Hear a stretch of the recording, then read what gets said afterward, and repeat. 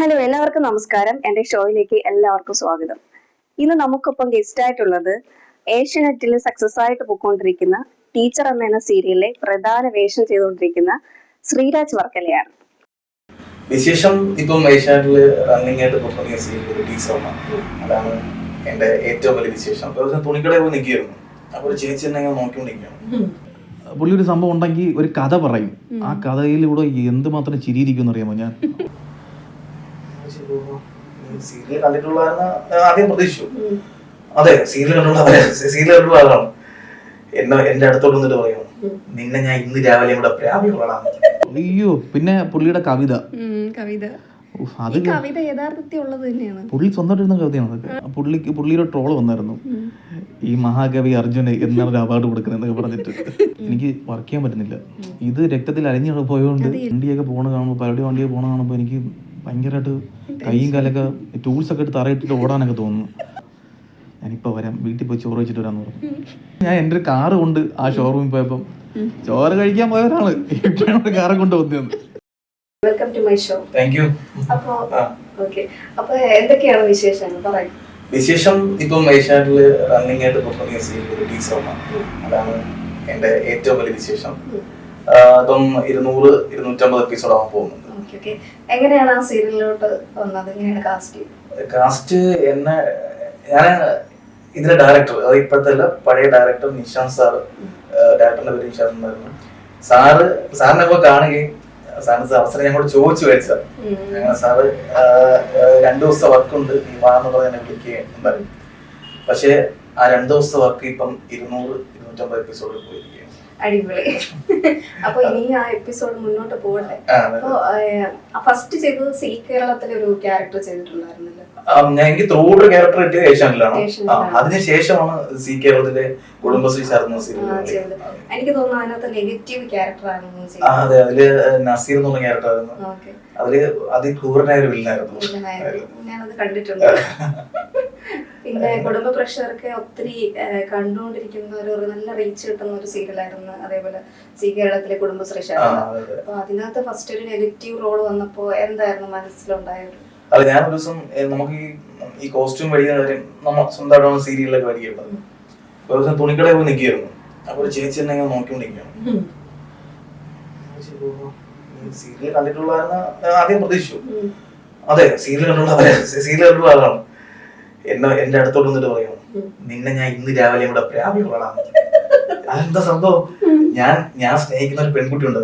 ആ പുള്ളിയുടെ അച്ഛനുണ്ട്, അയാൾ തല അടിച്ചു പൊട്ടിച്ചുള്ളൂ ഇന്നലെ രാത്രി. അപ്പൊ അവരൊന്ന് പറയണേ, ഞാൻ ഇന്ന് നിന്റെ പ്രാപികളുടെ കാലാന്നൊക്കെ. ഞാൻ വെച്ച് അജിച്ച് എന്നെ അപ്പൊ അടിക്കുമെന്നു. ഞാൻ സീരിയലിൽ ചെയ്യുന്ന ക്യാരക്ടറാണ്. ഓ, എന്നിട്ട് അവര് വിടുന്നില്ല. അവര് വേറെ ആരെങ്കിലും വിളിച്ചിട്ട് പറഞ്ഞു, മറ്റേ അവനെ കിട്ടിയോട്ടോ, അവരുടെ അടുത്തുണ്ട്. അങ്ങനെയൊക്കെ പല ആർട്ടിസ്റ്റുകൾ ഇങ്ങനെ പറഞ്ഞു കേട്ടിട്ടുണ്ട്. അവര് നമ്മുടെ ആ സീരിയലിലെ ക്യാരക്ടറാണ് അവര് മനസ്സിൽ ഭയങ്കരമായിട്ട് ഉൾക്കൊണ്ടിട്ട് അവര് ആ ഒരു രീതിക്കായിരിക്കും പിന്നെ നിങ്ങൾ കാണുമ്പോൾ ഉള്ളൊരു ചിന്ത. പക്ഷെ അത് സീരിയൽ ആണെന്ന് തിരിച്ചറിഞ്ഞിട്ട് ബിഹേവ് ചെയ്യുന്ന ആൾക്കാർ കൂടുതലും പ്രായമായിട്ടുള്ള അമ്മമാരൊക്കെയാണല്ലോ നമ്മുടെ സീരിയലിന്റെ എല്ലാ ടൈപ്പ് ആൾക്കാരും കാണും. എന്റെ വീട്ടിലുണ്ട് കൊച്ചുകുട്ടി, അത് സീരിയലിന്റെ എല്ലാ ക്യാരക്ടറിന്റെ പേരും. ഇപ്പൊ ടീച്ചർ അമ്മയില് ബാക്കി ക്യാരക്ടേഴ്സ് ഒക്കെ ഉണ്ടല്ലോ, അവരെ കുറിച്ചൊക്കെ ഒന്ന് പറയാമോ? നമ്മൾ ടീച്ചറമ്മ ആ ടൈറ്റിൽ ക്യാരക്ടർ ചെയ്യുന്നത് ശ്രീലക്ഷ്മി ചേച്ചിയാണ്. ശ്രീലക്ഷ്മി ആ ചേച്ചി ഒരുപാട് സിനിമകളിലുണ്ട്. ഡി കാർ ജയറാമിൻ്റെ കൂടെ, പിന്നെ ലാലേട്ടൻ്റെ കൂടെ, മമ്മൂക്കയുടെ ഒരുപാട് പേരോട് അഭിനയിച്ചിട്ടുള്ള ചേച്ചിയാണ്. ചേച്ചി ഇപ്പോഴും സിനിമയിൽ സജീവമായിട്ട് നിൽക്കുന്ന ചേച്ചി തന്നെയാണ്. ചേച്ചിയാണ് ടീച്ചറമ്മ എന്നുള്ള ക്യാരക്ടർ ഇതുവരേക്കും അതിഗംഭീരമായിട്ട് പോയിക്കൊണ്ടിരിക്കുന്നത്. പിന്നെ എൻ്റെ അച്ഛൻ്റെ ക്യാരക്ടർ ചെയ്യുന്നത് ജയകുമാർ, പയ്യൻസ് ജയകുമാർ എന്ന് പറയും. അതായത് തട്ടി മുട്ടി എന്ന സീരിയൽ ഉണ്ടായിരുന്നു മലയാള മനോരമയില്. അത് ഒരുപാട് വർഷം, 10-12 വർഷം പോയ സീരിയലാണ്.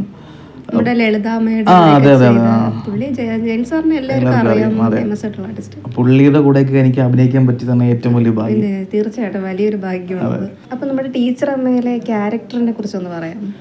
ടീച്ചർ അമ്മയിലെ ക്യാരക്ടറിന്റെ പേര് റിജി എന്നാണ്. ടീച്ചർ അമ്മയുടെ സഹോദരന്റെ മകനായിട്ടാണ് ഞാൻ അഭിനയിക്കുന്നത്. അതായത് ടീച്ചർ അമ്മയുടെ കൂടെ എല്ലാ കാര്യങ്ങൾക്കും, അതായത് എൻ്റെ അപ്പയാണ്, അപ്പയുടെ കൂടെ എല്ലാ കാര്യത്തിലും സപ്പോർട്ട് ചെയ്തിരിക്കുന്ന ക്യാരക്ടറാണ്. ഞാനും എൻ്റെ അപ്പച്ചൻ, ഞാനൊരു ക്രിസ്ത്യൻ ക്യാരക്ടറാണ് ചെയ്യുന്നത്. അച്ഛൻ ഹിന്ദു, ഞാൻ ക്രിസ്ത്യൻ. അങ്ങനെ ഒരു ലവ് മാരേജ് കണക്ഷനൊക്കെ അച്ഛനും അമ്മയും തമ്മിലൊക്കെ ഉണ്ട്. അതൊക്കെ സീരിയലിൽ പറഞ്ഞിട്ടുണ്ട്. അങ്ങനെ അവരുടെ കൂടെ എല്ലാ കാര്യം സപ്പോർട്ട് ചെയ്ത് നിൽക്കുന്ന ഒരാളാണ്. ഇപ്പം എനിക്കൊരു ലവ് ട്രാക്ക് വന്നിട്ടുണ്ട്. അപ്പോൾ ലൊക്കേഷൻ ഒക്കെ എവിടെയാണ് സീരിയലിന്റെ? ലൊക്കേഷൻ ഈ കഴിഞ്ഞ മാസം വരെ നമ്മുടെ വർക്കലയിലായിരുന്നു. വർക്കല ബീച്ച് സൈഡ് റിസോർട്ട്, പിന്നെ വർക്കല തന്നെയാണ് വീട്, നമ്മുടെ സ്വന്തം നാട്ടിലെ. അതെ അതെ, അതാണ് ഞാൻ പറഞ്ഞില്ല, എനിക്ക് ഏറ്റവും വലിയ ഭാഗ്യമാണ്. എന്റെ വീടിന്റെ അടുത്ത് തന്നെ ഈ ലൊക്കേഷനും ഈ സീരിയലും ഡയറക്ടറും എല്ലാം വന്നു. ഇപ്പം ഈ മാസം തൊട്ട് ട്രിവാൻഡ്രത്തേക്ക് ഷിഫ്റ്റ് ആക്കി. ട്രിവാൻഡ്രത്ത് വെളപ്പിൽ സ്ഥലം സ്ഥലമുണ്ട്, അവിടെയാണ് മെയിൻ ആയിട്ടുള്ള വീട്. പിന്നെ കാലടി ഉണ്ട്, കൈമനം, അങ്ങനെ കുറെ സ്ഥലങ്ങളിലുണ്ട്. സീരിയലിന്റെ സെറ്റ് എങ്ങനെയാണ്? ഭയങ്കര തമാശയായിട്ടൊക്കെ രസകരമായിട്ട് പോകുന്നത്. പിന്നെ ഒരു സത്യം പറഞ്ഞാൽ 2-3 സീരിയലിൽ ചെറിയ ക്യാരക്ടർ ചെയ്തിട്ടുണ്ടെങ്കിൽ പോലും ഞാൻ പറഞ്ഞില്ല, ഇപ്പോഴാണ് എനിക്ക് ത്രൂ ഔട്ട് സാധനം കിട്ടിയത്. പക്ഷെ ഫ്രീ ആയിട്ട് അഭിനയിക്കാം. അതെ, അത് നിഷാന്ത് സാർ ആയാലും ഇപ്പോൾ ഉള്ള രാജ സാർ ആയാലും അവരൊക്കെ ഭയങ്കര ഫ്രീ ആണ്, നന്നായിട്ട് അഭിനയിക്കാൻ പറ്റും. ജയൻ സാർ കൊള്ളാം. നമ്മള് എപ്പോഴും ഫുൾ എൻജോയ്മെന്റ് അവിടെ. അതെ അതെ, പുള്ളി ഭയങ്കര നല്ലൊരു മനുഷ്യനാണ്. പുള്ളി ഒരു സംഭവം ഉണ്ടെങ്കിൽ ഒരു കഥ പറയും, ആ കഥയിലൂടെ എന്തുമാത്രം ചിരിയിരിക്കും അറിയാമോ ഞാൻ. അയ്യോ, പിന്നെ പുള്ളിയുടെ കവിത പുള്ളി സ്വന്തമായിട്ട് എഴുതുന്ന കവിതയാണ് അതൊക്കെ. ആ പുള്ളി എത്രയോ കവിത എഴുതുന്നു അറിയാം, ഒരുപാടുണ്ട്. ഇപ്പം ഈ ഇടയ്ക്ക് പുള്ളിയുടെ ട്രോള് വന്നായിരുന്നു, ഈ മഹാകവി അർജുന് എന്നൊരു അവാർഡ് കൊടുക്കുന്നതെന്നൊക്കെ പറഞ്ഞിട്ട്. അതെ, സീരിയസ് ആയിട്ട് തട്ടിമുട്ടി സീരിയല് ഞാൻ എല്ലാ എപ്പിസോഡും കാണാറുണ്ട്. അപ്പോൾ നമ്മുടെ ഈ സീരിയലിലെ റൈറ്റർ ആരാണ്? ഈ സീരിയൽ റൈറ്റർ ആദി കിരൺ എന്ന് പറഞ്ഞ ചേട്ടനാണ്. പുള്ളി സത്യം പറഞ്ഞാൽ പുള്ളിയുടെ ഒരുപാട് സന്തോഷം, നന്ദി അറിയിക്കാനുണ്ട്. അതായത് എനിക്ക് ഇങ്ങനെ ഒരു ക്യാരക്ടർ തന്നതും, ആദ്യം എൻ്റെ ക്യാരക്ടർ ഭയങ്കര ആക്റ്റീവ് ഒന്നും അല്ലായിരുന്നു, പക്ഷെ ഇപ്പം പുള്ളി എനിക്ക് വേണ്ടി നല്ല സാധനങ്ങളൊക്കെ എഴുതി തരുന്നുണ്ട്. ഒരുപാട് സന്തോഷം കിട്ടാൻ എപ്പോഴും കടപ്പെട്ട. അതെ അതെ, പുള്ളി നല്ല റൈറ്ററാണ്. പുള്ളി ഒരുപാട് ബുക്സും കാര്യങ്ങളൊക്കെ എഴുതുന്നുണ്ട്, കാര്യങ്ങൾ നല്ല റൈറ്ററാണ്. നമ്മളെ ടീച്ചറമ്മ എന്നുള്ള സ്റ്റോറി തന്നെ പുള്ളി ഇപ്പം വേറെ ലെവലോട്ട് കൊണ്ടുപോയിക്കൊണ്ടിരിക്കുകയാണ്. സീരിയൽ അല്ലാതെ വേറെ എന്തൊക്കെയാണ് ചെയ്യുന്നത്? വേറെ ഞാൻ സത്യം പറഞ്ഞാൽ സ്റ്റേജ് ആർട്ടിസ്റ്റാണ്. ഉത്സവപ്പറമ്പിലൊക്കെ കോമഡി ഷോസ് ഒക്കെ ചെയ്ത് നടക്കുകയായിരുന്നു ആ സമയത്ത്, പണ്ടൊരു 2-3 വർഷം മുമ്പ്. പിന്നെ അവിടെ നിന്ന് അമൃത ടി-വിയിലെ കോമഡി മാസ്റ്റേഴ്സ് എന്ന ഷോ ഉണ്ട്, അത് ചെയ്തിട്ടുണ്ട്. പിന്നെ അതില് സീസൺ 1-ലും സീസൺ 2-ലും കുറച്ച് എപ്പിസോഡ് ചെയ്തിട്ടുണ്ട്. അതിനുശേഷമാണ് എനിക്ക് സീരിയലിലേക്ക് വന്നത്. പിന്നെ എൻ്റെ ജോലി എന്ന് പറഞ്ഞാൽ മെക്കാനിക്കൽ എഞ്ചിനീയറിംഗ് ആയിരുന്നു. അത് എഞ്ചിനീയറായിട്ട് ഒരു ഷോറൂമിൽ വർക്ക് ചെയ്തുകൊണ്ടിരിക്കുകയായിരുന്നു. അപ്പം ഈ സ്റ്റേജ് കലാകാരനായതുകൊണ്ട് ഈ പരിപാടിയൊക്കെ സീസൺ ആവുന്ന സമയത്ത് എനിക്ക് വർക്ക് ചെയ്യാൻ പറ്റുന്നില്ല. ഇത് രക്തത്തിൽ അലിഞ്ഞു പോയതുകൊണ്ട്. ഞാനും പല സ്ഥലങ്ങളിലും ജോലിക്ക് പോയിട്ടുണ്ട്, പക്ഷെ 2 മാസം തികച്ച് ഒരിടത്തും വർക്ക് ചെയ്തിട്ടില്ല. എന്താന്ന് വെച്ചാല് നമ്മളവിടെ വർക്ക് ചെയ്തോണ്ടിരിക്കുമ്പോഴായിരിക്കും നമ്മുടെ മൈൻഡ് അവിടെ ഇരിക്കും. ആ ഒരു ഷോർട്ട് ഫിലിം ഉണ്ട്, ആ ഒരു വർക്കുണ്ട് എന്ന് പറയുമ്പോൾ നമ്മൾ ഓട്ടോമാറ്റിക്കലി നമുക്ക് അവിടെ ഇരിക്കാൻ പറ്റത്തില്ല. അതെ, അങ്ങനെ ഞാൻ ഒരു ദിവസം ഒരു ഓണം കഴിഞ്ഞിട്ട് ഞാൻ വീണ്ടും ഷോറൂമിൽ കയറി. അപ്പോൾ ഡിസംബർ തൊട്ട് സീസൺ ആണല്ലോ. അപ്പം എനിക്ക് ഈ വണ്ടിയൊക്കെ പോണ കാണുമ്പോൾ, പലരുടെ വണ്ടിയൊക്കെ പോണ കാണുമ്പോൾ എനിക്ക് ഭയങ്കരമായിട്ട് കൈയും കാലൊക്കെ ടൂൾസൊക്കെ ഇട്ട് തറയിട്ടിട്ട് ഓടാനൊക്കെ തോന്നുന്നു. അങ്ങനെ ഉച്ചയ്ക്ക് ഒരു വണ്ടി പോയി. ഞാൻ പറഞ്ഞു ചേട്ടൻ, അവിടെ ഉള്ള ഷോറൂമിലുള്ള ചേട്ടൻ പറഞ്ഞു, ചേട്ടാ ഞാനിപ്പോൾ വരാം, വീട്ടിൽ പോയി ചോറ് വെച്ചിട്ട് വരാമെന്ന് പറഞ്ഞു. ഞാൻ അപ്പോൾ നീ പോയിട്ട് വരാമെന്ന് പറഞ്ഞു. അന്ന് ഞാൻ അവിടെ നിന്ന് ഇറങ്ങിയതാണ് ചോറ് കഴിക്കാമെന്ന് പറഞ്ഞിട്ട്. പിന്നെ ഞാൻ അങ്ങോട്ട് പോയിട്ടില്ല. പിന്നെ ഞാൻ എൻ്റെ ഒരു കാറ് കൊണ്ട് ആ ഷോറൂമിൽ പോയപ്പം ചോറ് കഴിക്കാൻ പോയവരാണ് ഇപ്പോഴാണ് കാറ് കൊണ്ട് വന്നത്. അന്ന് അതാ പറഞ്ഞേ, ഈ കല എന്ന് പറയുന്ന സംഭവം രക്തത്തിൽ അലിഞ്ഞു കഴിഞ്ഞാൽ പിന്നെ പോകാൻ ഭയങ്കര പാടാണ്.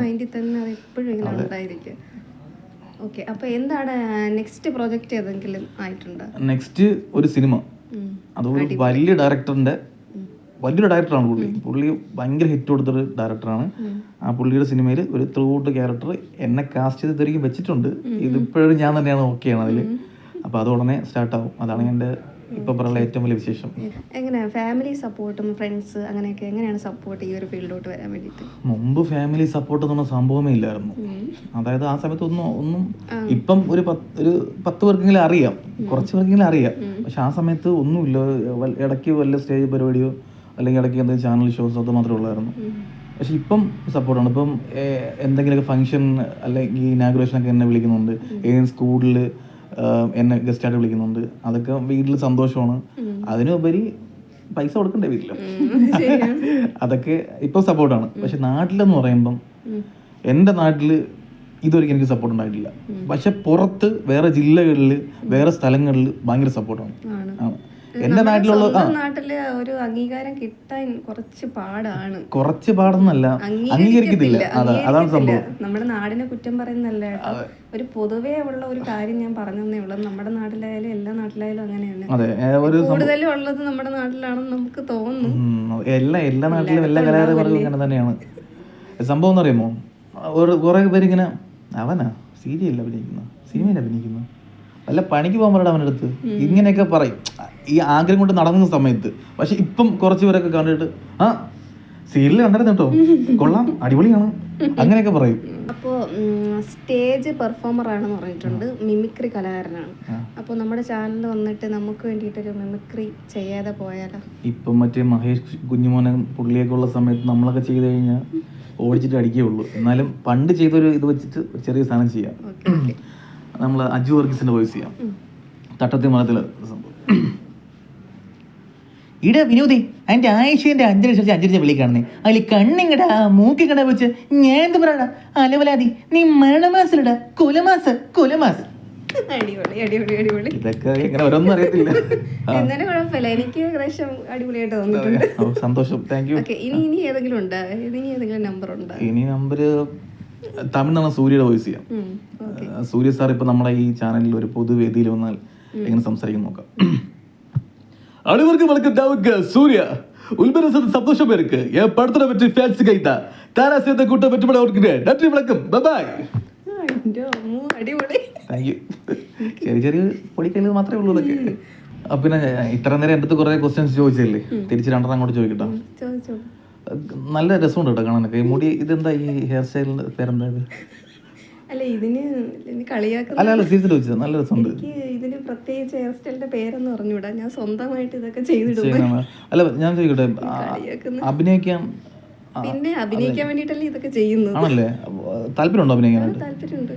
എനിക്ക് എന്തെങ്കിലും വല്ല സീരിയലെങ്ങാനും വല്ല ചെറിയ ചെറിയ ഉറപ്പായിട്ടും നോക്കാം. കാരണം ഒരു ആക്ട്രസിന്റെ ഫേസ് മുഖത്ത് ഉണ്ട്.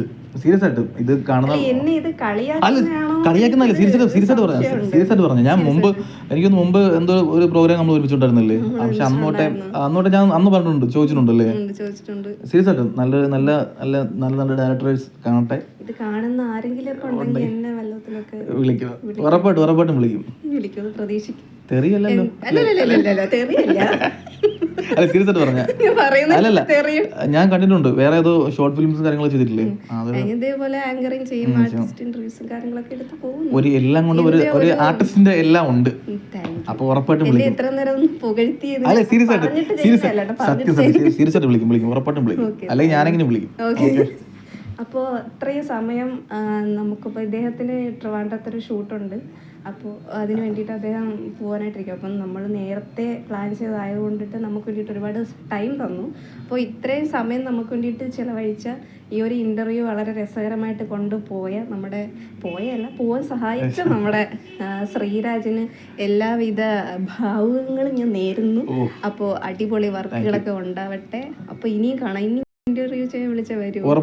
അതായത് വലിയ ആർട്ടിസ്റ്റ്, സിനിമ നടനൊക്കെ ആവുമ്പോ നമ്മൾക്ക് സാധാരണ മനുഷ്യരല്ലേ, ഇവിടെ നിന്നൊക്കെ നമ്മൾ ഓരോന്നൊക്കെ വരുന്നത്. ഉറപ്പായിട്ടും വരും. അപ്പൊ താങ്ക് യു സോ മച്ച്.